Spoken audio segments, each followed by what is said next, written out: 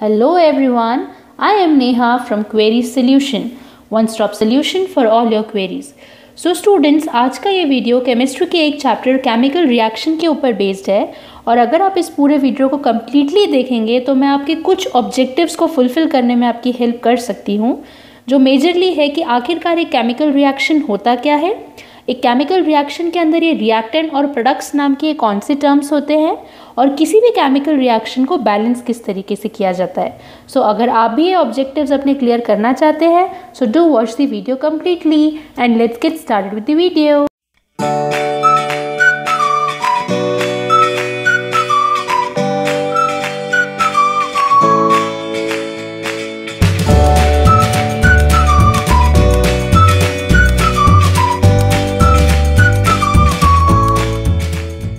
सबसे पहले हमें ये समझना ज़रूरी है कि आखिर इस टर्म केमिकल रिएक्शन का मतलब होता क्या है। सो स्टूडेंट्स, जैसे कि आप देख पा रहे हैं कि अगर इस टर्म में रिएक्शन केमिकल शब्द जुड़ा हुआ है, मतलब there is involvement of different types of chemicals in the reaction. Okay, now consider this example. यहाँ पर मैंने लिखा है A+B = C+D। सो इस तरीके की कोई भी इक्वेशन अगर जिसमें कोई चीज़ें के एडिशन होने के कारण इस एरो सिंबल से कोई चीज़ बन रही है तो ऐसी चीज़ और इस तरीके की इक्वेशन को हम कहते हैं एक केमिकल रिएक्शन, कंसिडरिंग कि ABCD यहाँ पर कुछ केमिकल्स का रोल प्ले कर रहे हैं। नाउ यहाँ पर दो टर्म्स बहुत इंपॉर्टेंट होते हैं, एक होता है रिएक्टेंट्स और एक होता है product. Now what do you mean by these two term, let's see. जब भी किसी रिएक्शन की शुरुआत में कुछ चीज़ें अगर मिल रही है, जैसे यहाँ पर प्लस का सिंबल ये सिंबलाइज करता है कि यहाँ पर दो चीज़ें ऐड ऑन हो रही है। सो रिएक्शन की शुरुआत में जो चीज़ें होती हैं उन्हें हम बोलते हैं रिएक्टेंट्स। ओके, और एक रिएक्शन अगर ये दो चीज़ें मिक्स हुई तो इनसे बनने वाली जो चीज़ें होती है, जैसे यहाँ पर C+D, सो इस तरीके के सब्सटेंसेस और कंपोनेंट्स को कहा जाता है products. So again I will say you what you mean by a chemical reaction. एक ऐसा रिएक्शन जिसमें केमिकल्स का इन्वॉल्वमेंट होता है, जिसमें रिएक्टेंट्स जो होते हैं वो मिक्स होकर किसी प्रोडक्ट का फॉर्मेशन अगर करते हैं तो ऐसी रिएक्शन को हम कहते हैं केमिकल रिएक्शन। नो इस रिएक्शन में एक चीज़ बहुत इंपॉर्टेंट होती है, ये एरो का सिंबल। अगर ये एरो का सिंबल इस तरफ है तो इससे ये बात समझ में आती है कि A+B जो है ये बनने के कारण, इनके मिक्स होने के कारण जो दो प्रोडक्ट्स बन रहे हैं वो है C और D। अगर सिमिलरली इस रिएक्शन में मैं एरो का सिंबल ऐसे कर देती हूँ सो ये केमिकल की रिएक्शन पूरी चेंज हो जाती है। किस तरीके से? क्योंकि यहाँ पर C और D बन जाते हैं आपके रिएक्टेंट्स और इन रिएक्टेंट्स को मिक्स करके अब ये जो इक्वेशन बन रही है वो किन प्रोडक्ट्स को बना रही है, A और B को। सो आई होप आपको ये केमिकल रिएक्शन का बेसिक मतलब समझ में आ गया होगा। सो अब हम देखते हैं कि केमिकल रिएक्शन को आखिर किस तरीके से बैलेंस आउट किया जाता है। Okay students, so now let us see how can we balance a chemical reaction. Consider this reaction as an example. आपने ये टर्म्स पहले भी सुने होंगे। So in this reaction these substances are acting as your chemicals. Okay, no सबसे पहली step, जब भी अगर किसी केमिकल रिएक्शन को बैलेंस किया जाता है तो उसे सबसे पहले उसके केमिकल फॉर्मूला के फॉर्म में लिखा जाता है। We can not balance a chemical reaction in this way. So अब आप सबको पता है कि जिंक का केमिकल फॉर्मूला क्या होता है, it is Zn। Sulphuric acid का फॉर्मूला क्या होता है, H2SO4। These are the two reactants of this equation which are producing the products which are known as what? Zinc sulfate, that is ZnSO4 plus H2. So step number 1, जब भी किसी chemical reaction को balance किया जाएगा उसको सबसे पहले उस रिएक्शन को उसके केमिकल फॉर्मूले के ऊपर लिखना पड़ता है। Okay, now let us understand what is the meaning of balancing a equation. Balancing का मतलब आखिर क्या होता है। सो आपने यहाँ पर देख पा रहे हैं कि हर एक एलिमेंट जो यहाँ पर मौजूद है उसका कुछ ना कुछ एक एटॉमिक वैल्यू है, एक एटॉमिक मास है। और आप लोगों ने ये रूल हमेशा पढ़ा होगा that mass can neither be created nor be destroyed. So इसका क्या मतलब है कि जितना भी मास आपके रिएक्टेंट्स में इन्वॉल्व हो रहा है उतना ही पूरा मास प्रोडक्ट्स में भी बनना चाहिए। एग्जाम्पल के लिए आई विल एक्सप्लेन यू। मान लीजिए फॉर एग्जाम्पल अगर 50 ग्राम्स ऑफ रिएक्टेंट्स आपने यूज़ किया है किसी रिएक्शन को शुरू करने के पहले, तो रिएक्शन के एंड होने पर there should always be 50 grams of products also. It should not be 40, it should not be 30, बिल्कुल भी कम या ज़्यादा नहीं होना चाहिए. The mass should always be same on both the side, that is the left hand side that is LHS and the right hand side that is RHS. So जब atomic मास दोनों फॉर्म में इक्वल होता है, ऐसी reaction को हम बोलते हैं केमिकली बैलेंस्ड रिएक्शन. अब ये रिएक्शन किस तरीके से बैलेंस होती है, late us see that in detail. So student, किसी भी केमिकल रिएक्शन को बैलेंस करने के लिए ये चीज़ देखना बहुत इंपॉर्टेंट होता है कि उस रिएक्शन के अंदर आखिर कौन कौन से एलिमेंट्स इन्वॉल्व हैं. सो जैसे कि आप इस रिएक्शन में देख पा रहे हैं, हमें एलिमेंट नंबर 1 कौन सा दिख रहा है, Zn, दैट इज जिंक. तो हम पहले ये नोट डाउन करेंगे कि इसमें कौन से एलिमेंट्स इन्वॉल्व है. So first is zinc, second जो हमें मिल रहा है दैट इज हाइड्रोजन, थर्ड जो हमें दिख रहा है that is sulphur, and fourth जो हमें दिख रहा है that is oxygen. Okay, so first of all हमारा सबसे पहला स्टेप होता है कि हम ये चीज़ को डिटरमाइन करें कि एक रिएक्शन के अंदर हमारे कितने एलिमेंट्स मौजूद है.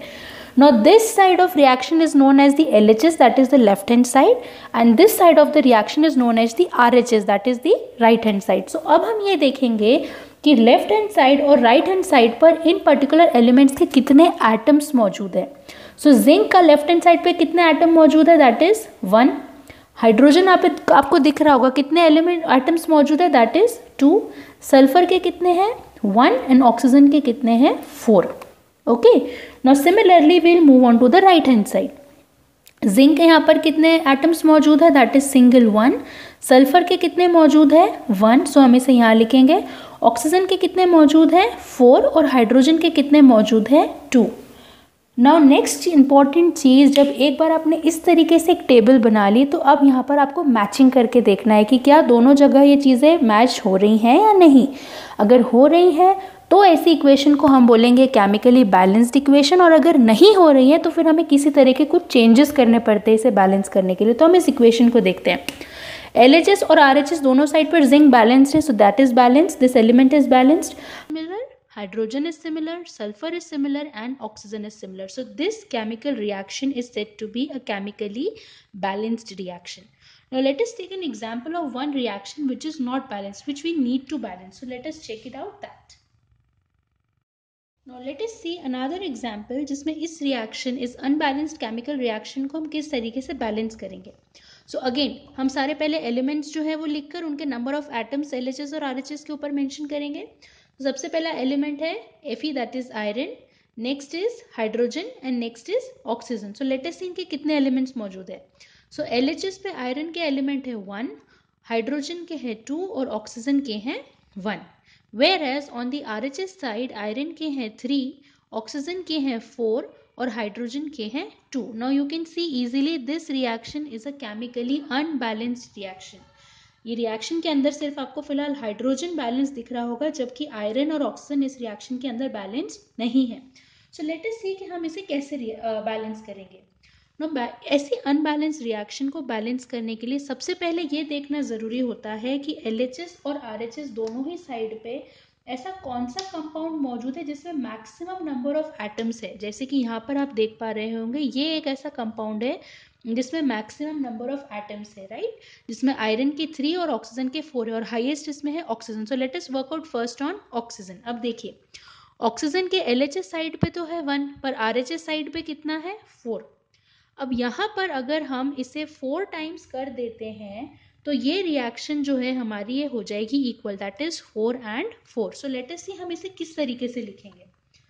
आयरन को ऐसे ही लिखकर Fe प्लस लेट अस सी H2O, यहाँ पर ये H2O है. अब एक बात इंपॉर्टेंट ये नोट डाउन करने की student, that we are increasing the quantity of oxygen, but we cannot write this as H2O4.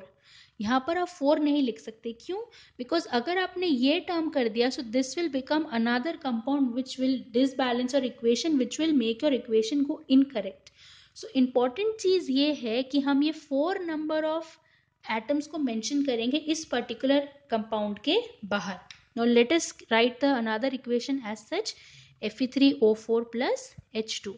अब इस चीज को करने के कारण दूसरा रिएक्शन आपके फर्क क्या पड़ा, हाइड्रोजन कितने हो गए, 4 into 2 that is 8.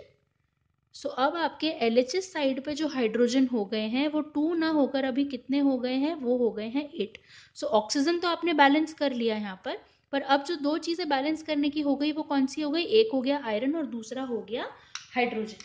Now let us see next अब हम किसको बैलेंस करेंगे। So again we will move on to hydrogen, क्योंकि अब यहाँ पर ये सबसे बड़ा एटम हो गया जो इनबैलेंस है। So let us try out to balance that. अब देखिए हाइड्रोजन के हो गए 4 × 2, यहाँ पर ऑलरेडी हमारे 2 हाइड्रोजन मौजूद है। इसे इसके बराबर करने के लिए हम ऑफ कोर्स इसे क्या कर सकते हैं, वी नो 2 का टेबल 2 4 ज़ा 8, so if we'll do it multiply this by 4, the total component of hydrogen, the total atoms of hydrogen rather will become equal on both the sides. So how we will do that?